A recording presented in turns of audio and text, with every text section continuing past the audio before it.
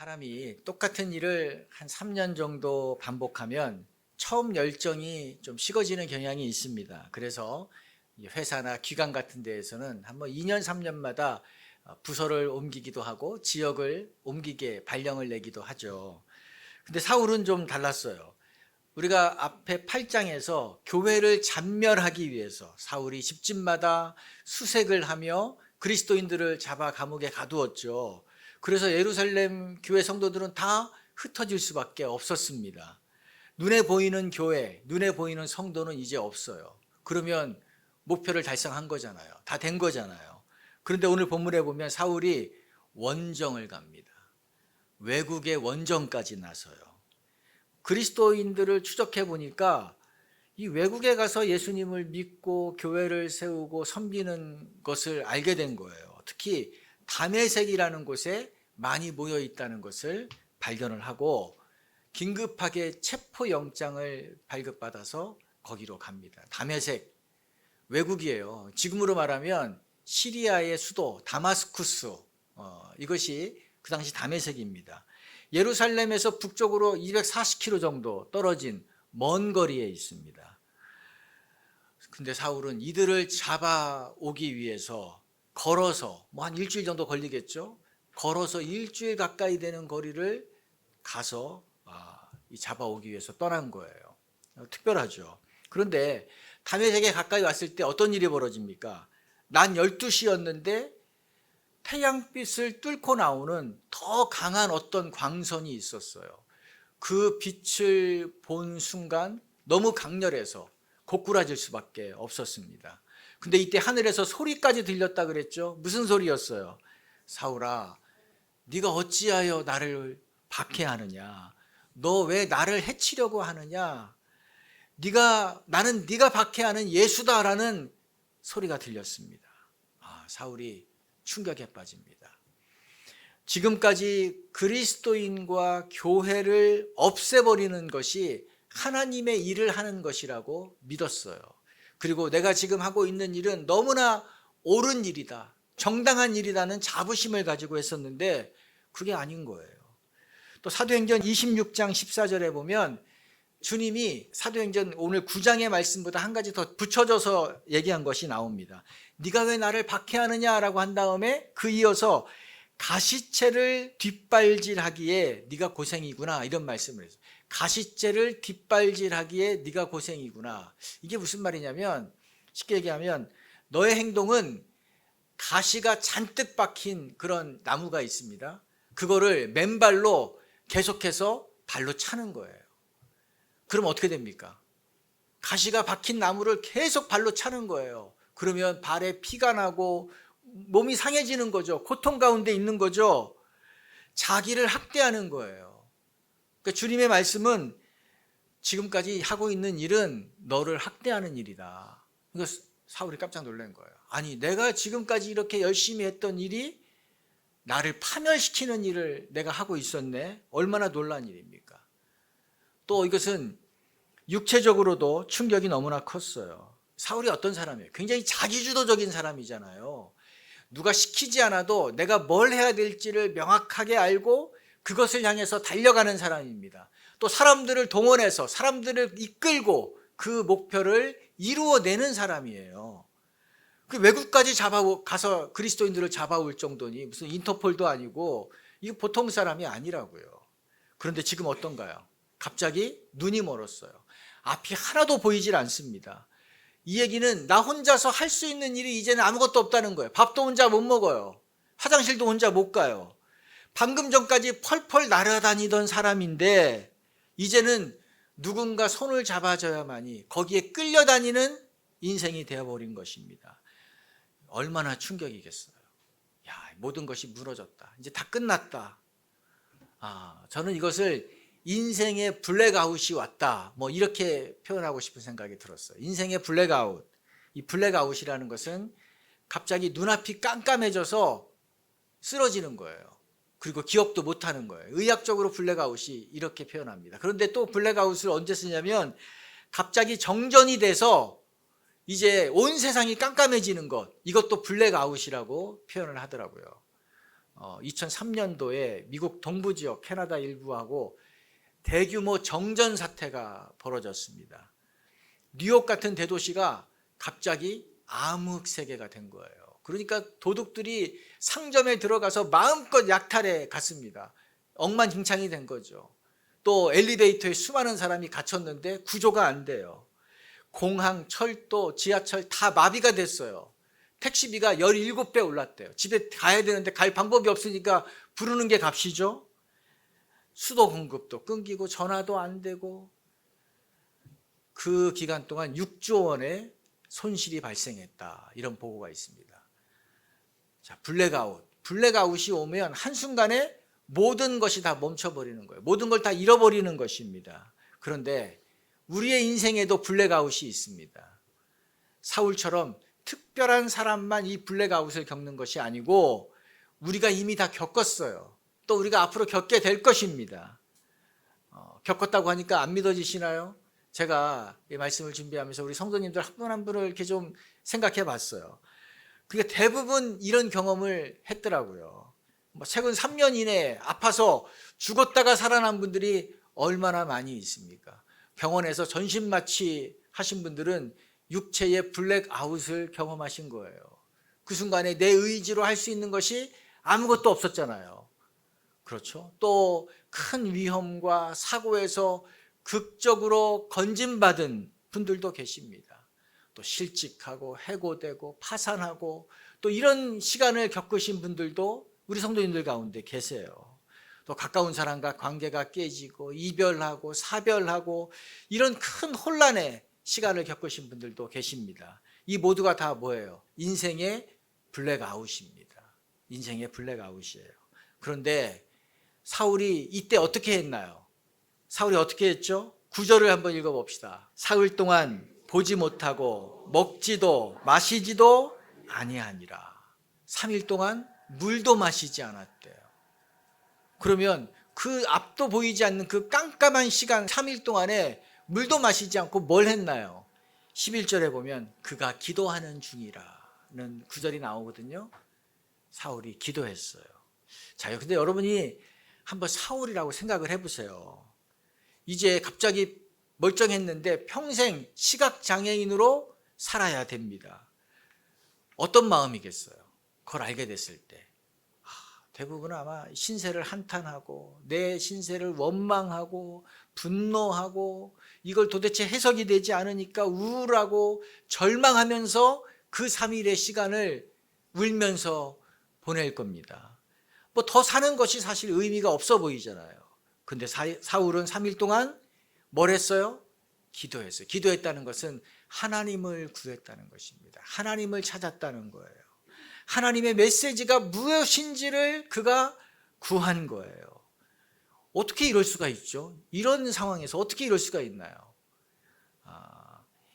이미 나에게 일어난 일은 내가 바꿀 수 없지만 이것에 대한 반응은 내가 선택할 수 있다라는 것을 그가 알았던 것 같아요. 이미 일어난 일은 내가 바꿀 수 없어요. 그러나 그것에 대한 반응을 어떻게 선택할 것인가는 내가 결정할 수 있는 것입니다. 앞이 보이지 않는 것, 이미 일어난 일이 엎질러진 물이에요. 그건 내가 어떻게 할 수가 없어요. 바꿀 수 없잖아요. 그러나 이 일에 대한 반응은 내가 선택할 수 있는 것입니다. 어떤 분의 글을 보니까 우리 인생에 있어서 사건은 비중이 10%라는 거예요.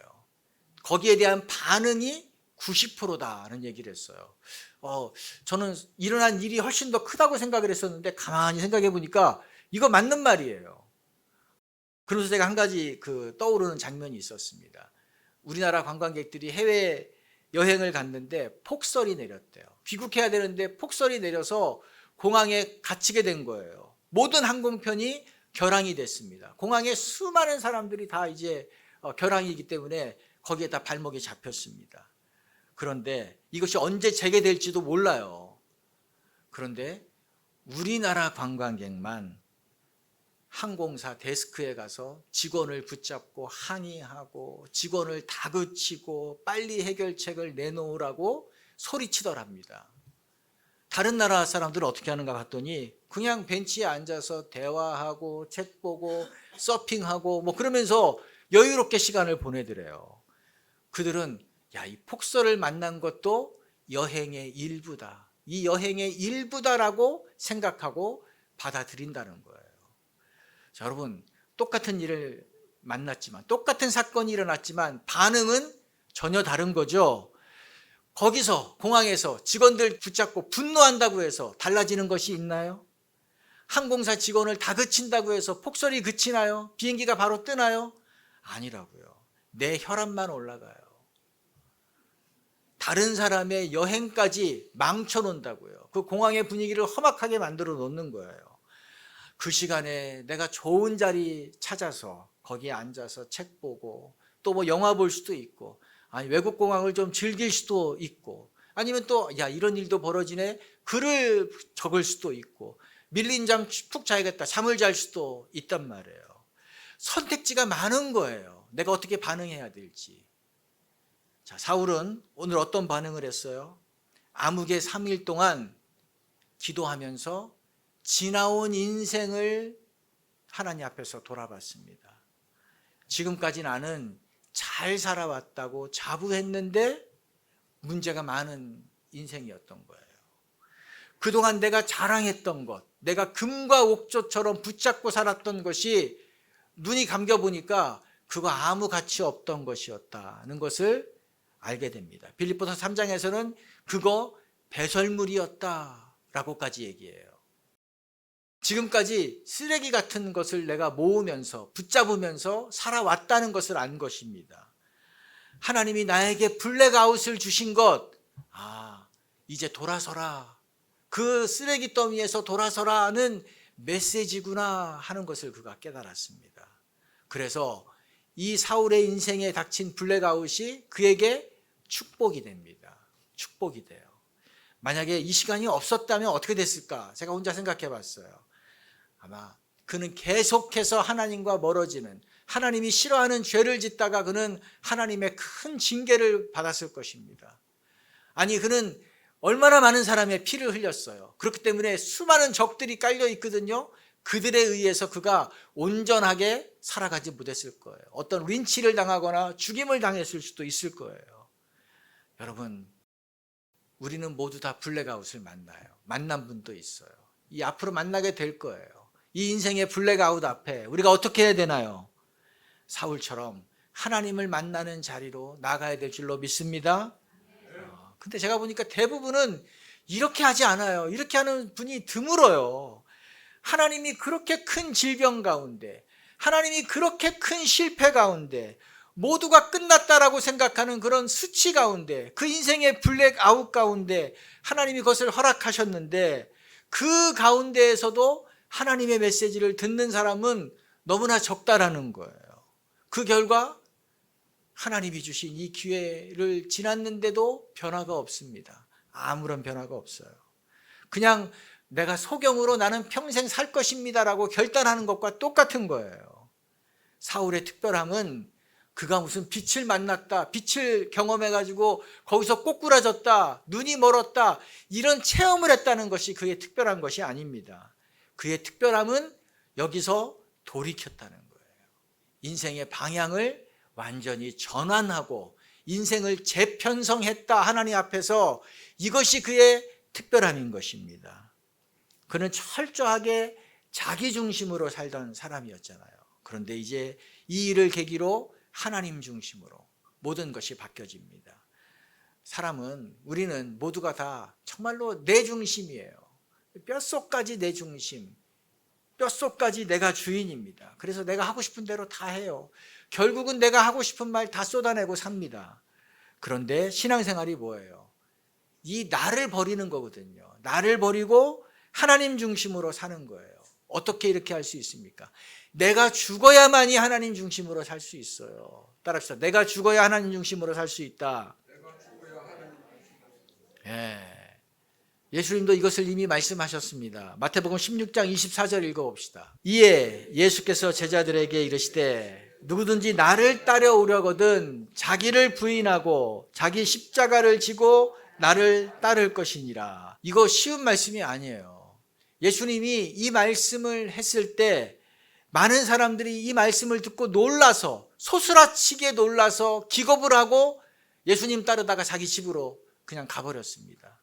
그랬을 거예요. 왜냐하면 이 당시 사람들은 십자가를 진다는 얘기를 들었을 때 그게 뭔지를 알았어요. 그거는 내가 죽는 거다 하는 것을 바로 이해했습니다. 십자가는 죄수의 사형틀이잖아요. 그래서 사형수가 자기가 매달릴 십자가를 지고 사형장까지 가서 거기에 매달려서 죽는 거예요. 그러니까 예수님이 나를 따르는 것은 자기 십자가를 지고 나를 따르는 것이다라고 얘기했을 때, 예수님을 믿는다는 것, 예수님을 믿고 따른다는 것은 내가 죽는 거구나, 이거를 바로 알아듣는단 말이죠. 예수님도 그렇게 알아들으라고 지금 이 말씀을 하신 것입니다. 근데 오늘 이렇게 우리가 알아듣나요? 오늘날 우리 기독교 신앙이 평균적으로 수준 이하인 것 같아요. 평균적으로. 그 이유가 뭘까? 제가 고민이 많습니다. 그 대표적인 것이 바로 이것인 것 같아요. 나를 죽이고 예수님을 따르는 사람이 너무나 희귀해졌어요. 저의 얘기이기도 하죠. 나를 죽이고 예수님을 따르는 사람이 너무나 희귀해진 거예요. 이것이 정상인데 이렇게 살아가는 사람이 이상해 보여요. 특별해 보여요. 믿음이 좋아 보여요. 아니, 그게 기본이고 정상인데 대부분은 내가 더 잘 살기 위해서 예수님을 따릅니다. 내가 더 잘 살기 위해서 예수님을 믿어요. 내가 죽는 것에는 관심이 없어요. 나는 죽지 않겠다고 얘기합니다. 이것은 기독교가 아니에요. 이거는 샤머니즘입니다. 우리 기독교가 무속화된 증거예요. 사울은 갈라디아서 2장 20절에 나는 그리스도와 함께 십자가에 못 박혀 죽었습니다라고 얘기했죠. 나는 죽었다라고 사울이 얘기했어요. 여러분 생각해 보세요. 사울이 죽기 전에 어떤 모습이었나요? 그가 자아가 죽기 전에 어떤 모습이었죠? 한마디로 진상 인생이었어요. 그렇지 않나요? 이 그리스도인들이 사울을 바라볼 때 어땠습니까? 정말 만나고 싶지 않은 사람이에요. 사울이라는 이름만 들어도 다 치를 떨고 정말로 생각하고 싶지 않은 그런 사람이었단 말이죠. 사울이 그런 사람이었어요. 이 특급 호텔에서 40년 넘게 도어맨을 한 분이 얘기한 걸 들어본 적이 있어요. 40년 넘게 이 호텔 정문에서 문 열어주는 일을 했단 말이죠. 이분이 70이 넘었는데 지금도 현역으로 일하세요. 근데 그분이 얘기하기를 내가 수많은 사람을 만났다. 수많은 사람 문 열어줬겠죠. 40년이니까. 근데 진짜 부자들은 겸손하더라. 진짜 부자들은 자기 도어맨인데 자기를 무시하지 않더래요. 오히려 감사하다고 얘기하고 수고한다고 얘기하고 존칭을 쓰고, 진짜 부자들은 그렇더래요. 그러면 어떤 손님이 좀 진상 손님입니까? 물었어요. 그랬더니 이분이 대답하기를 좀 꺼려요. 내가 현역에 있기 때문에 좀 대답하기 어렵습니다. 그래서 어렴풋이 얘기하는데 어설픈 부자들이 진상 고객이더래요. 제가 그 얘기를 들으면서 신앙인도 비슷하겠다. 완전히 죽은 사람은 겸손해요. 완전히 죽은 사람은 들레지 않습니다. 자기를 그렇게 들레지 않아요. 문제는 어설프게 죽은 사람, 반만 죽은 사람입니다. 신부는 그리스도인인데 살아가는 방식은 세상 사람이에요. 생각하는 것, 행동하는 것, 말하는 것은 세상 사람이에요. 이런 사람들이 문제라고요. 저는 이것을 세상 사람인데 교회를 다니는 사람이다, 그렇게 저는 얘기하고 싶어요. 세상 사람이지만 교회 다니는 거예요. 여러분, 사울이 말로만 죽었다고 한 것이 아닙니다. 오늘 본문에 보면 사울이 내가 그냥 말로만 나는 죽었습니다라고 한 것이 아니구나 하는 증거가 나와요.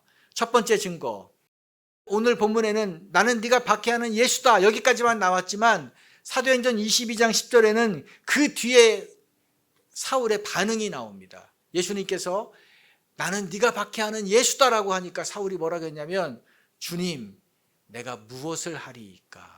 라고 대답했대요. 주님, 내가 무엇을 하리이까?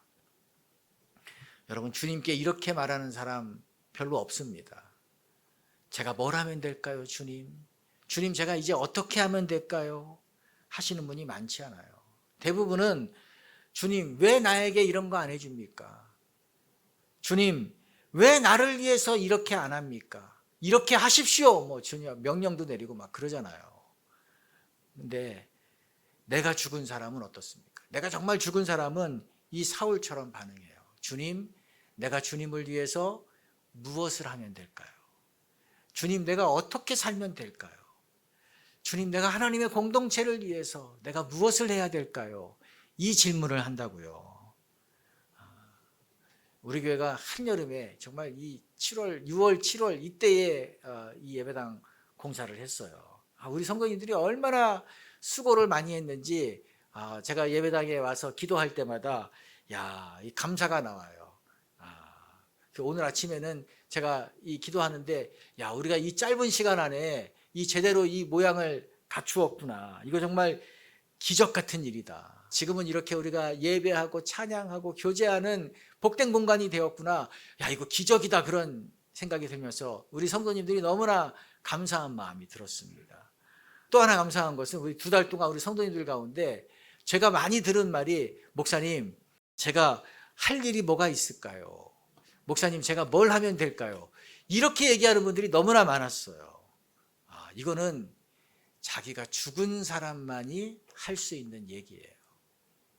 우리 성도님들 가운데 정말 그리스도 안에서 죽은 사람이 많기 때문에 내가 뭘 하면 될까요? 이런 얘기를 많이 물은 것입니다. 그렇죠? 사울이 죽은 증거예요. 우리가 죽은 증거입니다. 우리가 죽은 증거. 따라해 봅시다. 주님, 내가 무엇을 해야 될까요?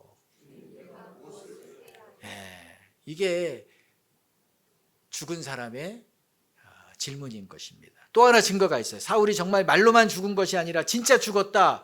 주님이 사울에게 말씀했어요. 15절 16절 읽어봅시다. 주께서 이르시되 가라, 전하기 위하여 택한 나의 그릇이라. 그가 내 이름을 위하여 얼마나 고난을 받아야 할 것을 내가 그에게 보이리라 하시니. 이건 아나니아에게 하신 말씀이지만 이 말씀을 사울에게도 하나님이 하셨다고요. 너는 내가 쓰기 위해서 내가 직접 택한 나의 그릇이다라고 주님이 사울에게 말씀했어요. 여러분, 얼마나 영광입니까? 주님이 나를 직접 택하셨다고 말씀까지 해주셨어요. 여기까지 얼마나 좋아요. 그런데 그 다음 말이 무서워요. 그 다음 말이 뭡니까? 너는 앞으로 그래서 고난을 많이 받을 거야. 이렇게 말씀했어요. 그리고 어떤 방법인지 모르지만 그가 어떤 고난을 받을 것인지에 대해서 주님이 보여주신 것 같아요. 그러니까 다 본 거예요. 내가 앞으로 어떤 삶을 살 것인지를. 그런데 사울이 어떻게 합니까? 이것까지도 받아들였습니다. 어떻게 이럴 수 있나요? 무슨 주님이 너는 잘 나갈 거야 이렇게 얘기한 것이 아니잖아요. 그런데 어떻게 이것을 받아들일 수 있나요? 나는 주님의 그릇입니다 라는 것을 인정했기 때문이에요. 나는 주님의 뭡니다? 그릇입니다. 여러분 잘 생각해 보세요. 그릇은 스스로 움직일 수 없습니다. 그릇은 주인이 갖다 놓아야만이, 주인이 이동을 시켜야만이 거기에 갈 수 있어요. 선택권이 없어요. 거부할 권한도 없습니다. 주인이 정해놓은 용도로만 그릇은 사용이 돼요. 아니, 그릇이 이렇게 얘기했다고 그럽시다. 나는 좀 럭셔리한 그릇이어서, 나는 수준이 높은 그릇이어서 나한테는 깨끗한 것만 담아야 됩니다. 나한테는 비싼 것만 담아야 됩니다. 나한테는 귀한 것만 담아야 됩니다. 나한테 냄새나는 것, 지저분한 것, 쓰레기 이런 거 담아서는 안 됩니다. 나는 고급 파티장, 연회장에서만 나는 나갈 겁니다. 거기에서만 쓰임 받을 겁니다. 이렇게 얘기한다면 그게 말도 안 되는 얘기죠. 있을 수 없는 얘기예요. 무엇을 담을까? 누가 결정해요? 주인이 결정하는 거예요. 주인이 결정하는 겁니다. 주인이 상한 음식을 담는다고 해도 그릇은 그거 받아들여야 돼요. 주인이 천한 곳에서 아주 막그릇으로 쓰이게 한다 그래도 그릇은 그거 받아들이는 겁니다. 사울은 부름받은 그 처음 순간부터 자기 인생이 어떻게 될지를 알았다 그랬어요. 세상에 화려한 길이 아니다. 세상에 인정받는 길, 성공받는 길이 아니다. 사람들이 박수치고 사람들이 칭찬해주고 사람들이 환호하는 그런 길을 자기가 가지 않는다는 걸 알았어요. 고생 가득한 길이다. 마지막은 죽을 것이라는 것도 알았을 거예요. 그런데 그거를 알고도 뭐 해요? 받아들여요.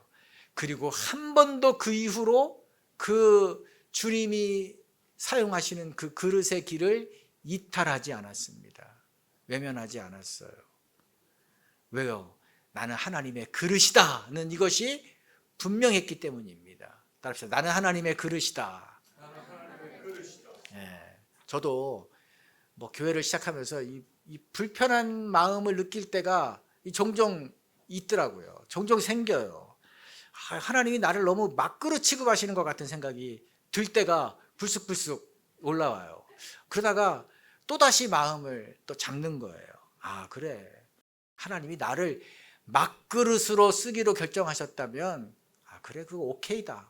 뭐 막그릇은 어디서나 쓰는 거잖아요. 그래, 그것도 오케이. 내가 받아들인다. 하나님이 나를 소수의 공동체를 이끄는 사람으로 평생 맡겨셨다. 하나님, 그것도 오케이입니다. 주님이 그렇게 쓰시겠다 그러면 뭐 그렇게 쓰는 거죠. 뭐 이것이 그릇이기 때문에, 하나님이 선택한 그릇이기 때문에, 그릇은 자기 결정권이 없는 것입니다. 저도 그것을 인정하는 거예요. 나의 결정권이 없다. 나의 주인이신 하나님이 원하시는 대로 사용하도록 내어드리면 된다. 내어드리는 것이 나의 역할이고 우리의 역할인 줄로 믿습니다. 이것이 내가 죽은 사람의 모습이에요. 내가 죽은 사람. 이것이 예수님을 믿는 사람의 정상적인 모습입니다. 근데 우리가 너무 원본과 멀어졌어요. 너무 원본과 멀어져서 원본이 아닌 것을 보아서 이런 얘기하면 마음에 와닿질 않아요. 그래도 나는 잘 살고 싶은데, 그래도 나는 뭐 깨끗한 그릇이고 싶은데, 정상적이지 않은 것입니다. 우리 선교팀이 콩켄 대학에 갔어요. 학생 수가 3만 명, 4만 명 된대요. 이거 엄청난 대학이잖아요. 근데 코로나 시기를 지나면서 이제 비대면 수업하고 이러니까 기독교 사역이 완전히 다 소멸됐습니다. 무너졌대요. 한인 선교사님들도 이 대학생 사역을 하다가 이제 철수하는 뭐 그런 일이 벌어졌다는 거예요. 그러니까 이제 이 대학생 사역이, 청년 사역이 문을 닫게 생긴 거예요. 문 닫아야 되는 거죠. 근데 한번 닫힌 사역을 나중에 다시 일으키는 건 너무 힘들어요. 불씨가 완전히 꺼진 것을 또 살리려면 힘들단 말이에요. 불씨가 조금이라도 있어야지 그거를 살리는 것이 좋은 거예요. 불씨를 꺼트리면 안 돼요. 그 위기죠. 위기. 이 위기 앞에 답이 없었대요. 그런데 이때 20대에, 제가 보니까 20대에 태국 현지 자매가 헌신을 합니다. 제가 이 대학 사역을 맡겠습니다. 제가 이 대학에 남아서 전도를 하겠습니다. 20대 젊은 여성이 그 헌신을 한 것입니다. 보수도 없어요. 무슨 혜택도 있는 것도 아니에요. 학생들이 무슨 크리스찬이 있는 것도 아니에요. 크리스찬 뭐 10명 정도 뭐 그 정도 된다고 했던 것 같아요. 여러분, 태국에서 대학 교육을 받는다는 것은 상당히 특혜래요. 그러니까 부모님이 굉장한 희생이 있는 거예요. 부모님이 큰 재정을 들여서 한 거죠. 학생의 입장에서도 다른 사람이 누리지 못하는 특별한 혜택을 받으면서 이 대학 공부를 한 겁니다. 그래서 부모는 이 아이가 빨리 졸업해서 이제 빨리 돈을 벌어서 이제 가정을 위해서, 부모를 위해서 뭔가 하기를 기대한다는 거예요. 그런데 이 자매는 대학을 졸업했는데 헌신을 해버렸어요. 부모의 핍박이 얼마나 크겠습니까? 부모의 핍박이 너무나 크다는 거예요. 졸업은 시켰는데 경제활동 안 하니까. 그러나 이 자매는 제가 보니까 험한 길인 것을 알죠. 너무나 잘 알죠. 그거를 알고도 헌신한 것입니다. 근데 이 같은 마음을 가진 사람이 한 3명 정도 같이 동역을 하고 있는 것을 보았습니다. 우리 팀이 이들이 전도한 VIP, 마음에 품은 VIP들을 초대하는 자리에 가서 우리가 식사를 대접하고 같이 축복하고 기도하고 이런 시간을 가졌습니다. 기도하는데 제 마음 가운데 우리 팀원들 가운데 사실 이 자매와 똑같은 길을 이미 걸은 분들이 많았어요. 지금도 걷고 있는 분들이 있고요. 그러니까 이 동지를 만난 느낌, 예전에 우리가 걸어갔던 길, 지금 우리가 가고 있는 길을 이 땅에서도 걸어가는 사람이 있구나. 동지를 만난 그 느낌이 있었습니다. 그리고 그 마음, 그 힘듦이 그대로 전달이 되는 거예요. 공감이 되는 거예요.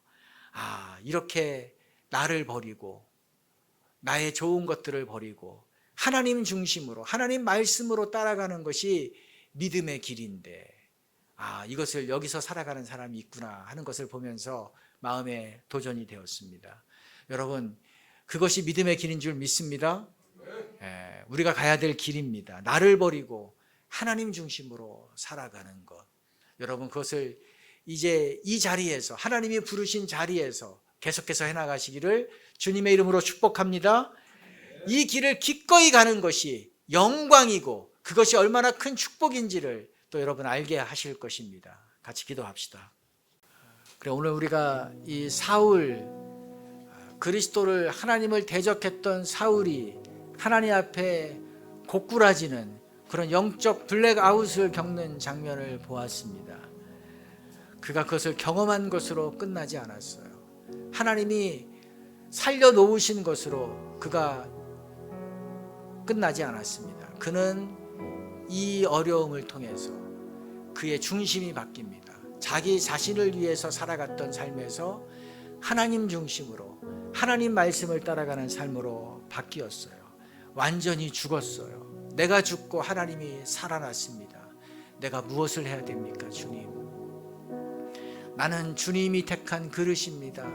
그래서 주님이 있으라고 한 곳에, 주님이 가라고 한 곳에, 주님이 담는 것에 아무런 불평 없이 그것을 묵묵히 담아내는 그런 존재가 되겠습니다. 그런 삶을 그가 평생 살아가는 것입니다. 이 땅의 역사에서 사울은 이름도 없습니다. 그러나 하나님 나라에서 사울은 해같이 빛나는 자예요. 우리가 추구해야 될 것이 바로 그것입니다. 우리 주님 앞에 좀 회개하는 기도를 합시다. 주님, 내가 아직도 살았습니다. 내가 아직도 주님을 따른다고 하면서 내가 잘 되는 길을 먼저 생각하고 내가 죽는 길은 외면해 버렸습니다. 하나님, 내가 죽고 예수가 사는 길을 걸어가기 원합니다. 근데 제가 그렇게 하지 못했던 것들을 회개합니다. 이제 다시 한번 회개하고, 또 주님이 사울이 기도했던 것처럼 주님, 내가 무엇을 해야 됩니까? 주님, 나는 주님의 택한 그릇입니다. 주님 마음껏 사용하십시오 라고 우리 자신을 내어드리는 기도를 주 앞에 드리며 나아갑시다. 아버지 하나님, 주 앞에 자백합니다. 내가 여전히 내가 살아있음을 자백합니다. 내가 아버지 하나님이여 죽지 않았음을 주 앞에 자백합니다. 내 의지가, 하나님 내 본성이, 하나님 내 욕구가 살아있음을 고백합니다. 다시 한번 죽기 원합니다. 완전히 죽기 원합니다. 내가 십자가에 못 박혔나니, 내가 그리스도와 함께 십자가에 못 박혔을 때에 나의 모든 자아와 나의 모든 본성이 죽었음을 인정합니다. 이제 이것들이 다시 피어나지 않도록 나를 제어하여 주시옵소서. 또한 우리 공동체가 이제 구원받은 이 자녀답게, 주여 내가 무엇을 해야 됩니까? 주님, 내가 무엇을 하면 되겠습니까? 주님, 나는 주님의 택한 그릇입니다. 주님이 나를 어느 곳에 놓든지, 주님이 나를 어느 곳에 보내시든지, 주님이 나에게 무엇을 담든지 하나님, 내가 그것을 수용하겠습니다. 내가 그것을 기쁨으로 받아내겠습니다. 끝까지 그 자리를 지키며 끝까지 그것이 영광임을 알며 살아가겠습니다. 하나님, 그런 은혜를 내려주시옵소서. 하나님, 우리에게 그런 정결한 공동체, 믿음의 공동체, 순결한 공동체로 우리를 삼아 주시옵소서. 이 땅에 참된 믿음이 희미해져가는 이 시대에 하나님이 찾는 바로 그 교회, 하나님이 바로 원하시는 그 믿음의 사람이 이곳에 있게 하여 주시옵소서. 우리가 되게 하여 주시옵소서. 하나님, 우리를 그렇게 만들어 주시옵소서.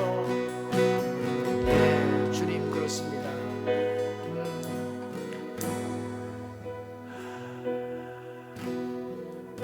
그렇습니다. 우리가 죽은 사람, 내가 진정으로 죽은 사람은 나를 예배하지 않습니다. 나를 주목하는 것을 원하지 않습니다. 내가 하나님을 예배하는 것으로 만족합니다. 내가 하나님의 나라를 위해서 내가 어느 곳엔가 쓰임받는 것으로 만족한 것입니다. 그것이 음지일지라도, 그것이 저 구렁텅이일지라도, 그것이 냄새나는 곳일지라도, 아무도 알아주지 않는 곳일지라도 내가 그곳에서 하나님이 나를 부르셨고 그곳에서 하나님이 나를 있으라고 했기 때문에 있는 것입니다. 그리고 그곳에서 예배하는 삶인 것입니다. 주님의 나라가 이곳 가운데 임하기를 기도하면서 그 자리를 지키는 자인 것입니다. 하나님, 우리가 그런 마음을 가지고 우리가 하나님 앞에 찬양합시다. 주님, 내가 있는 곳에 하나님의 나라가 임하게 하여 주시옵소서. 주의 나라가